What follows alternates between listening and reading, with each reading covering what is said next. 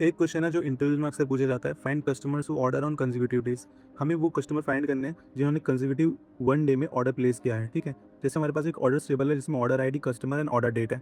इसमें आप देख सकते हो किस कस्टमर ने ऑर्डर कब प्लेस किया। जैसे राहुल ने 1 तारीख को प्लेस किया, फिर 2 तारीख को ऑर्डर प्लेस किया, देन अमित ने 5 को किया, 7 को किया।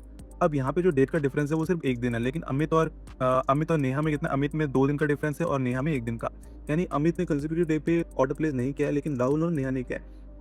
तो हमें वही कस्टमर निकालना है जो जिन्होंने कंसेक्यूटिव डे में ऑर्डर प्लेस किया। ठीक है, अब इसका सॉल्यूशन देखते हैं। सबसे पहले हमने इसका सब क्वेरी का यूज़ किया है। ठीक है, सब क्वेरी में हम क्या दिखा रहे हैं, सिलेक्ट कस्टमर ऑर्डर डेट, क्योंकि हमें कस्टमर चाहिए, ऑर्डर डेट चाहिए। अब इसमें हमें एक और कॉलम ऐड करेंगे पहले, कौन सा, नेक्स्ट ऑर्डर डेट का। वो क्यों, क्योंकि हमें डिफरेंस निकालना है दोनों डेट्स का कि कितना है। जैसे राहुल में देख सकते हो आप, एक तारीख को और 2 तारीख को उसने ऑर्डर प्लेस किया, तो इसमें दोनों में 1 दिन का डिफरेंस है। तो यही डिफरेंस निकालने के लिए हम यहाँ पे एक और कॉलम ऐड करेंगे।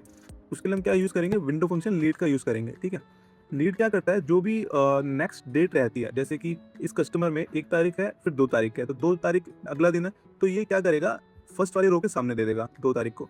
फिर अमित में जैसे कि 5 तारीख और 7 तारीख, तो 5 तारीख के सामने नेक्स्ट रो दे देगा। ठीक है, अगर और भी रो रहते सेम कस्टमर में तो ये और रो देता, बट अभी क्योंकि 2 ही ऑर्डर डिटेल हमें दिख रही है, तो ये 2 ही ऑर्डर देगा।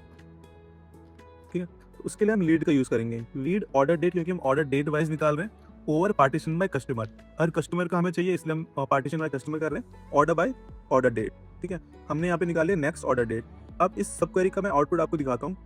हमारे पास है customer order date and next order date. जैसे आप देख सकते हो, ऑर्डर डेट 1 तारीख और 2 तारीख है, तो 2 तारीख इसने फर्स्ट रो के सामने दे दिया। अगर हम दूसरा फंक्शन होता है एक लैग, अगर हम लैग का यूज़ करते हैं, जो ठीक है, तो 1 के सामने कुछ नहीं आता, लेकिन 2 के सामने पीछे वाली रो आ जाती है। लेकिन जो लीड होता है वो नेक्स्ट रो को देता है फर्स्ट रो में। ठीक है, तो इसलिए हमने लीड का यूज़ किया ताकि हम डेट का डिफरेंस निकाल सकें।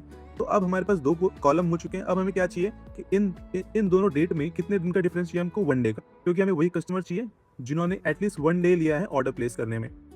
ठीक है, तो अब हम क्या करेंगे, इसको एक सब क्वेरी में रखेंगे, सिलेक्ट डिस्टिंक्ट कस्टमर। ठीक है, हमने यहाँ पे कंडीशन लगाई है, date diff next order date and order date equal to 1।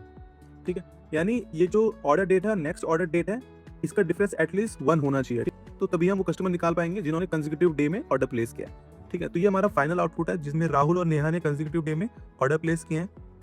जैसे आप देख सकते हो, राहुल ने 1 तारीख को किया, 2 तारीख को, और नेहा ने 10 को और 11 को। ठीक है, इन्होंने कोई गैप नहीं दिया बीच में। लेकिन अमित ने 5 तारीख को और 7 तारीख को ऑर्डर किया, इसमें 6 तारीख मिसिंग है। तो इसी तरीके से हम ऐसे क्वेश्चन को सॉल्व कर सकते हैं जो कि अक्सर इंटरव्यूज में पूछा जाता है। अब आप ट्राई करो 3 कंसेक्यूटिव डेज वाले कस्टमर हम कैसे निकाल सकते हैं, कमेंट योर क्वेरी।